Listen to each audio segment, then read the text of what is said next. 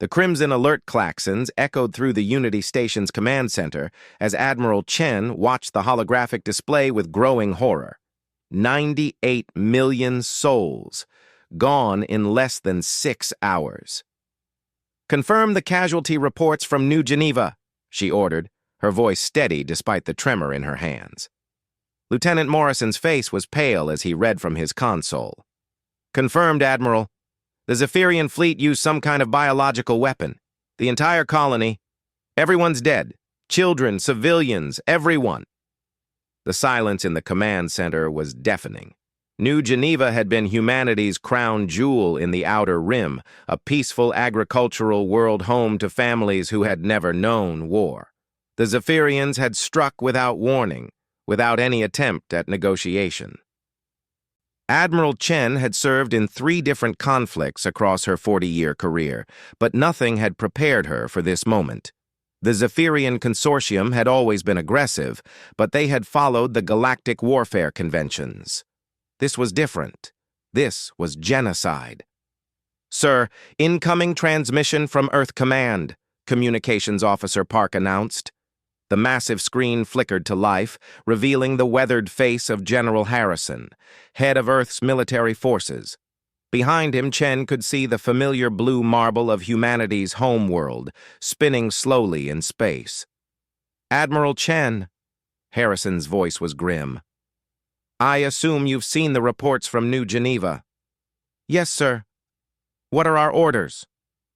Harrison paused, and Chen noticed something she had never seen in the old soldier's eyes before. A cold, calculating rage that seemed to burn like ice. "The President has authorized Protocol 7, Harrison said quietly. Chen felt her blood turn cold. Protocol 7 was a classification so secret that only a handful of people in the entire human military even knew it existed. She had heard whispers, rumors about special operations units that officially didn't exist, about soldiers who had been pulled from regular service and disappeared into black sites. "Sir, are you certain? The political implications—" "Admiral," Harrison interrupted. "The Zephyrians crossed a line today. They killed children. They used biological weapons on civilians. The gloves are off." The connection ended, leaving Chen staring at the blank screen. She had never imagined she would live to see the day when humanity would unleash what the intelligence community whispered about in hushed tones. Meanwhile, on Earth, deep beneath the Pentagon, in a facility that didn't appear on any official blueprints, 2 figures sat in a stark white room. The first was a woman in her 30s with platinum blonde hair and ice blue eyes. Her file, if anyone was authorized to read it, would show only a code name: Baba Yaga. The second was a man whose age was impossible to determine, with dark hair and eyes that seemed to hold shadows. His file was even more restricted: American Boogeyman. 98 million, Baba Yaga said softly, her Russian accent barely detectable after years of conditioning. The American Boogeyman nodded slowly. "Children among them. How long since we were last deployed?" 18 months. The Proxima incident." Baba Yaga smiled, but it was not a pleasant expression. "I was getting restless." The door to their holding room hissed open, and a figure in a general's uniform entered.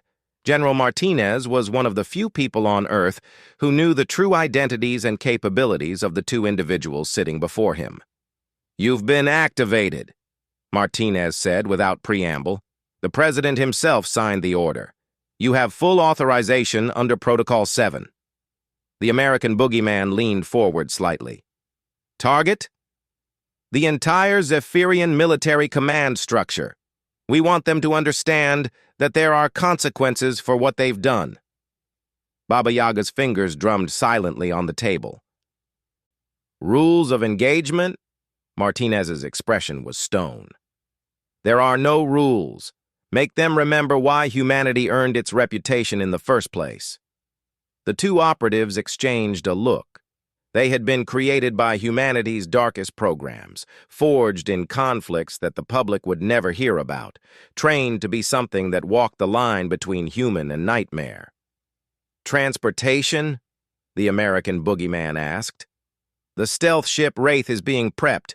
You'll have full tactical support and intelligence packages on all Zephyrian command personnel. As Martinez left, the two operatives sat in comfortable silence. They had been partners for over a decade, though partners was perhaps the wrong word. They were more like two parts of the same weapon, each perfectly complementing the other's deadly skills. Baba Yaga had been pulled from Russian special forces after displaying an almost supernatural ability to eliminate targets in impossible situations. Her training had pushed her beyond normal human limits, combining advanced combat techniques with psychological warfare that left enemies paralyzed with terror before she struck. The American Boogeyman's origins were even more mysterious. Rumors suggested he had been part of an experimental program that had combined the deadliest aspects of Navy SEAL training with something darker, something that had transformed him into humanity's ultimate predator. The Zephyrians think they understand warfare, Baba Yaga mused. They're about to learn the difference between war and extermination, the American Boogeyman replied. 6 hours later, the stealth ship Wraith slipped out of Earth's gravitational field, its destination the Zephyrian home system of Kepler 442. Aboard, two of humanity's most deadly weapons prepared for what would become known as the most decisive military operation in human history. The Zephyrian High Command had no idea what was coming for them. They had studied human military tactics, analyzed their conventional forces, and calculated that humanity would respond with overwhelming numbers and brute force. They had prepared their defenses accordingly. They had not prepared for nightmares made flesh, for legends whispered in the dark corners of human space, for the American Boogeyman and Baba Yaga. As the Wraith entered hyperspace, Admiral Chen received her final orders from Earth Command. All human forces were to withdraw from Zephyrian space and wait. Whatever was about to happen, humanity's regular military would play no part in it. The message was simple. Let the monsters handle the monsters. In 48 hours, the Zephyrian Consortium would learn why every species in the galaxy had learned to fear humanity's capacity for controlled violence. They would discover that behind humanity's diplomatic smiles and peaceful colonies lay something ancient and terrible, something that had once ruled Earth's darkest battlefields. The hunt was about to begin. The Zephyrian High Command complex orbited their homeworld like a metallic moon, its defensive systems considered impregnable by every military analyst in the galaxy. Admiral Thexvor stood in the primary command center, his forearms crossed in satisfaction as he reviewed the reports from New Geneva. The humans' response has been predictably weak, he announced to his staff. Their fleets have withdrawn from our border systems. They lack the stomach for real warfare. Commander Yilketh nodded enthusiastically. Our intelligence suggests they're mobilizing their civilian evacuation protocols. They're preparing to run. Thexvor's mandibles clicked in amusement. Typical mammalian behavior. They form emotional attachments to their offspring and cannot think clearly when they suffer losses. None of them noticed the small irregularity in their sensor readings, a shadow that didn't quite belong among the asteroid field surrounding their station. The Wraith held position 3,000 kilometers away, invisible to every detection system the Zephyrians possessed. Inside the stealth ship, Baba Yaga and the American Boogeyman made their final preparations. Their equipment was unlike anything in the standard human arsenal. Each piece had been crafted for their specific abilities, weapons that pushed the boundaries of what was considered possible. Baba Yaga checked her twin plasma blades, weapons that could cut through Zephyrian battle armor like tissue paper. Her tactical suit incorporated camouflage technology that rendered her nearly invisible to both visual and electronic detection. Most importantly, she carried a psychological warfare package that would broadcast subsonic frequencies designed to trigger primal fear responses in Zephyrian nervous systems. The American Boogeyman's gear was even more specialized. His weapon of choice was a rifle that fired smart ammunition, bullets that could change direction mid-flight and penetrate any known armor. His suit incorporated muscle amplification technology that increased his physical capabilities to superhuman levels. "Initial insertion point?" Baba Yaga asked, studying the holographic layout of the Zephyrian station. "Maintenance shaft 17, the American Boogeyman replied. "Minimal security, direct access to the command levels." "Time frame?"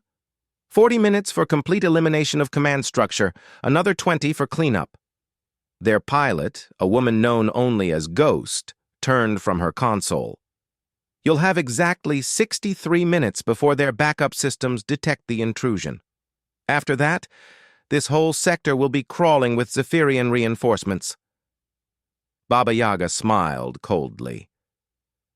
"More than enough time." The American Boogeyman activated his comm unit. "Earth Command, this is Nightmare Protocol, beginning insertion." "Copy, Nightmare Protocol. You are authorized for full termination. Make them pay." The two operatives entered the Wraith's deployment pod, a device that could deliver them to any target within 10 kilometers without detection. As they approached the Zephyrian station, both operators fell into the focused calm that had been trained into them through years of psychological conditioning. They were no longer entirely human in the conventional sense. The programs that had created them had pushed their minds and bodies beyond normal limits, turning them into something that existed solely to eliminate threats to humanity. They felt no fear, no hesitation, only the cold certainty of purpose. The pod attached to the station's hull with barely a whisper. Baba Yaga's plasma blade made quick work of the outer plating, and within minutes, they were inside the station's maintenance systems. Admiral Thexvor was reviewing casualty reports when the lights in the command center flickered. He looked up in annoyance. "Engineering, explain the power fluctuation." "Sir, we're showing normal power levels across all systems. Must have been a minor surge." What Thexvor didn't know was that the American Boogeyman had just eliminated the 12-person security team guarding the primary power distribution center. Each death had been silent, efficient, and absolutely final. Baba Yaga moved through the station's corridors like a ghost, her psychological warfare package activated. Zephyrian crew members began reporting strange feelings of unease, an inexplicable sense that something was hunting them. Several abandoned their posts to search for threats that their instruments couldn't detect. "Command, this is Security Chief Vaxnim. We're getting reports of anomalous psychological disturbances throughout sections 12 through 18. Admiral Thexvor's attention was divided between these mysterious reports and a new development. Long-range sensors had detected what appeared to be a massive human fleet approaching their system. "How many ships?" he demanded. "Preliminary count suggests over 300 vessels, sir, but the readings are inconsistent." What the sensors were actually detecting was an elaborate holographic deception projected by the Wraith.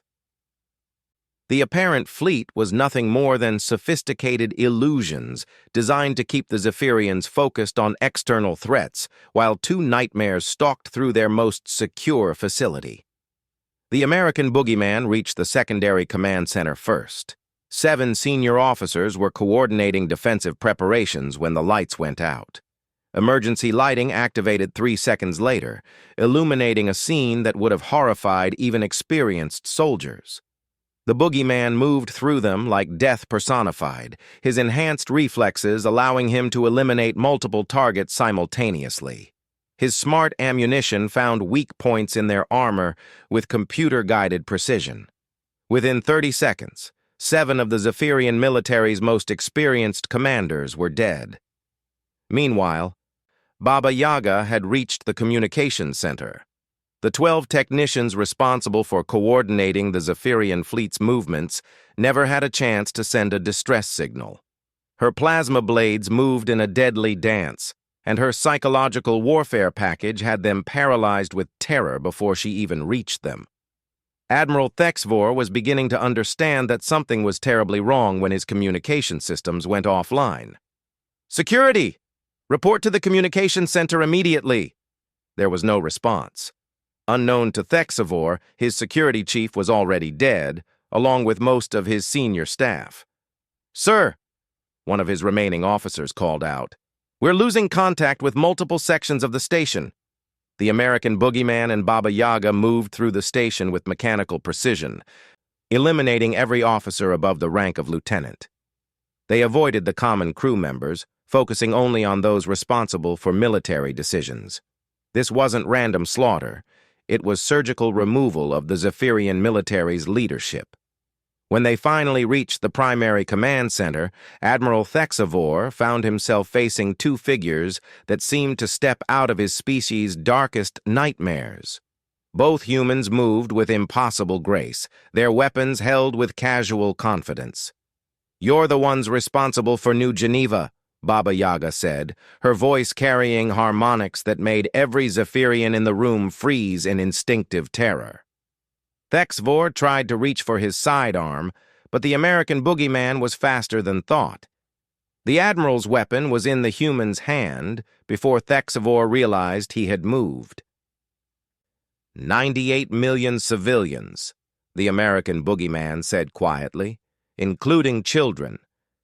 The remaining Zephyrian officers in the command center watched in horror as their admiral, one of their military's greatest heroes, began to shake with uncontrollable fear. The psychological warfare package was overwhelming their nervous systems, reducing experienced soldiers to terrified prey.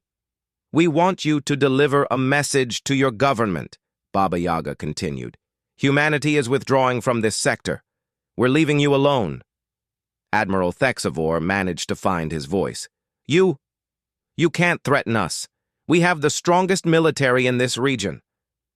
The American Boogeyman smiled, and every Zephyrian in the room felt their blood turn to ice.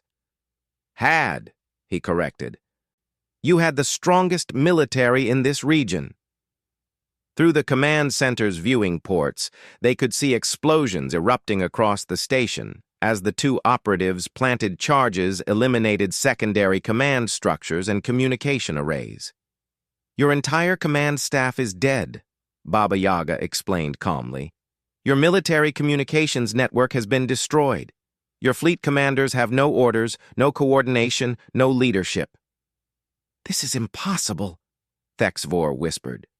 "Two beings cannot destroy an entire military infrastructure." The American Boogeyman checked his chronometer. "We've been here 57 minutes. We could have done this in 30, but we wanted you to understand exactly what was happening." The two operatives began walking toward the command center's exit. At the threshold, Baba Yaga turned back to the paralyzed Zephyrian officers. "Tell your people that humanity doesn't want war. But if you force us to fight, we won't send armies. We'll send nightmares." As they disappeared into the station's corridors, Admiral Thexvor began to understand the true scope of the disaster. His military's entire command structure had been eliminated by two individuals. The Zephyrian Consortium's ability to wage coordinated warfare had been destroyed in less than an hour. The American Boogeyman and Baba Yaga were already aboard their extraction pod when the full scale of their success became apparent. Across Zephyrian space, fleet commanders were receiving contradictory orders or no orders at all. Without their command network, the mighty Zephyrian military was reduced to a collection of ships with no coordination or purpose. As the Wraith departed for human space, a single message was transmitted to every Zephyrian frequency. "This is what happens when you kill our children. Remember that the next time you consider testing human resolve." The hunt had ended. The lesson had been delivered. But for the Zephyrians, the nightmare was just beginning. 3 months after the decimation of their command structure, the Zephyrian Consortium was a shadow of its former power. Fleet Admiral Kex Mari, one of the few senior officers to survive because he had been on a diplomatic mission during the attack, stood before the Emergency Council on their homeworld. "The military situation is catastrophic," he reported, his voice hollow. "Without centralized command, our fleets are scattered across 17 systems with no coordination. Pirates are raiding our outer colonies. The Helian Empire is mobilizing forces along our border." Council leader Zarbeth's mandibles clicked nervously. "What of the humans? Our intelligence suggests they've withdrawn all forces from our disputed territories." "They have," Kexmari confirmed. "Complete withdrawal, but that makes it worse." "How can retreat make it worse?" Kexmari activated a holographic display showing the current military balance in their sector of the galaxy. "Because every other species knows what happened. They know that 2 human operatives destroyed our entire command infrastructure in less than an hour. They know that humanity could repeat this operation at any time." The silence in the council chamber was deafening. The Zephyrian Consortium had built its power on military strength and the fear it inspired in other species. That reputation was now in ruins. "The hegemony species are calling an emergency session of the Galactic Council," another council member reported. "They want to discuss what they're calling the human question." Meanwhile, in human space, Admiral Chen received a coded transmission from Earth Command. The message was brief. "Nightmare protocol successful. Full strategic objectives achieved. Report to Earth for debriefing." As her ship entered Earth's solar system, Chen reflected on the reports she had received over the past months. The Zephyrian military had essentially collapsed overnight. Their ability to project power beyond their home system was gone. More importantly, every other aggressive species in the sector had quietly withdrawn from disputed territories with human colonies. The demonstration had been more effective than a dozen fleet battles. On Earth, in the same sterile room beneath the Pentagon, the American Boogeyman and Baba Yaga sat across from General Martinez and a woman Chen didn't recognize. According to her uniform, she held the rank of Secretary of Defense. "The political ramifications have been extraordinary," the secretary was saying. 16 different species have contacted us requesting non-aggression treaties. The Helian Empire wants to establish formal diplomatic relations. Even the Void Stalkers have stopped their raids in human space. Baba Yaga's expression remained neutral. "Fear is an effective diplomat. More effective than we anticipated," Martinez admitted. "Intelligence reports suggest that several species are referring to humans as the nightmare species in their diplomatic communications." The American Boogeyman leaned back in his chair. "Unintended consequences?" The secretary consulted her tablet. "Some concern that we may have overplayed our hand. There's discussion among several species about forming defensive alliances specifically to counter human expansion." "But no immediate threats?" Baba Yaga asked. "None. If anything, we're seeing unprecedented cooperation from species that were previously hostile or neutral." 3 weeks later, Admiral Chen found herself in the most surreal diplomatic meeting of her career. The Galactic Council had convened an emergency session, and humanity had been invited to attend as observers. The vast chamber on the neutral world of Kepler Prime held representatives from over 40 different species. Chen sat in the human delegation area, flanked by Earth's most senior diplomats. The Halion ambassador was speaking. "The events in Zephyrian space have forced us all to reconsider our understanding of human capabilities. We propose a comprehensive peace treaty that recognizes human territorial claims in exchange for assurance that these specialized units will not be deployed against signatories." The Aquatic Collective's representative rippled their agreement. "The humans have demonstrated restraint by limiting their response to military targets. This suggests they can be reasoned with, unlike the Zephyrians." Ambassador Patricia Williams, Earth's chief diplomat, rose to address the assembly. Humanity appreciates the Council's recognition of our measured response. We want to be clear about our position. We seek peaceful coexistence with all species.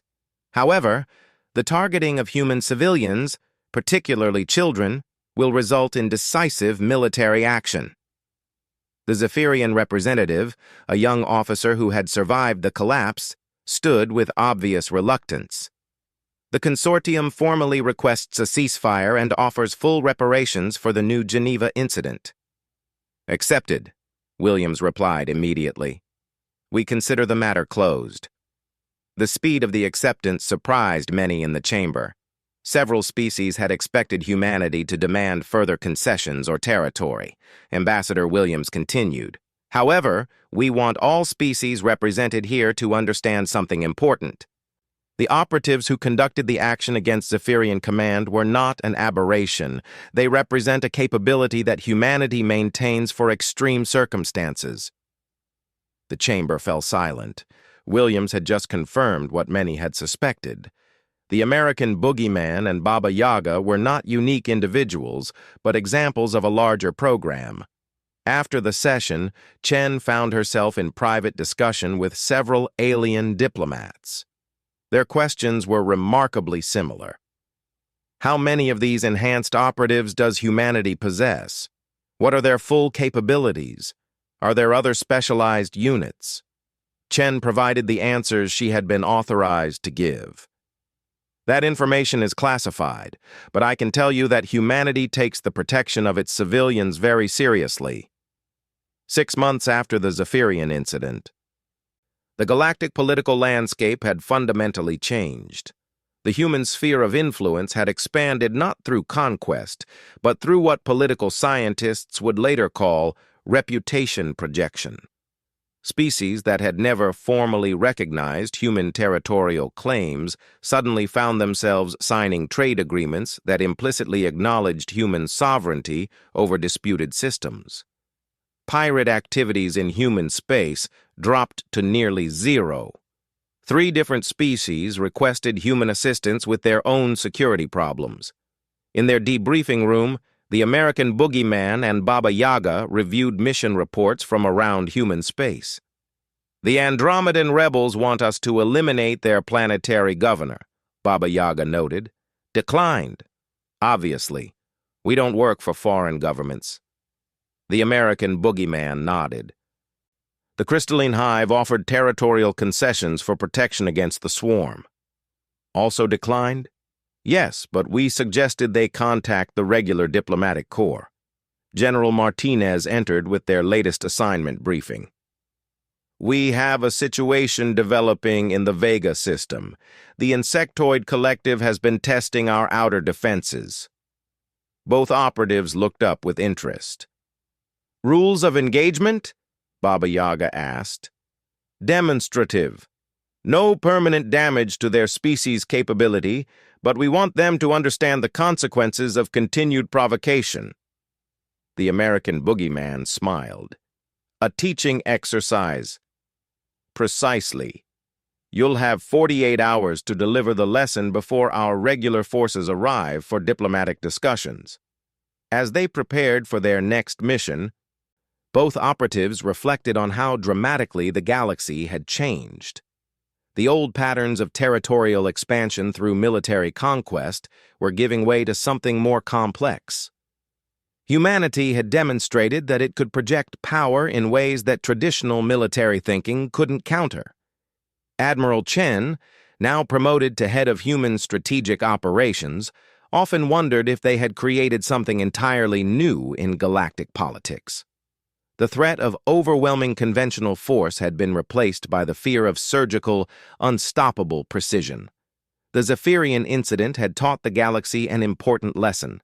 Humanity could be peaceful, diplomatic, and reasonable. But when pushed too far, when their civilians were targeted, they would not respond with armies and fleets. They would send nightmares. The American Boogeyman and Baba Yaga had become more than operatives. They had become symbols. Every species in the galaxy now knew that somewhere in human space, these living weapons waited in the shadows. The knowledge that they could strike anywhere, eliminate any target, and disappear without trace had fundamentally changed how other species approached conflicts with humanity. Peace through superior firepower had been replaced by peace through superior fear. And in the depths of human space, in facilities that didn't officially exist, more operatives underwent training that would push them beyond the limits of human capability. The Nightmare Protocol had proven its effectiveness. The galaxy was learning to coexist with humanity not because they loved them, but because they had glimpsed what lay beneath humanity's diplomatic smile. And that glimpse had been more than enough.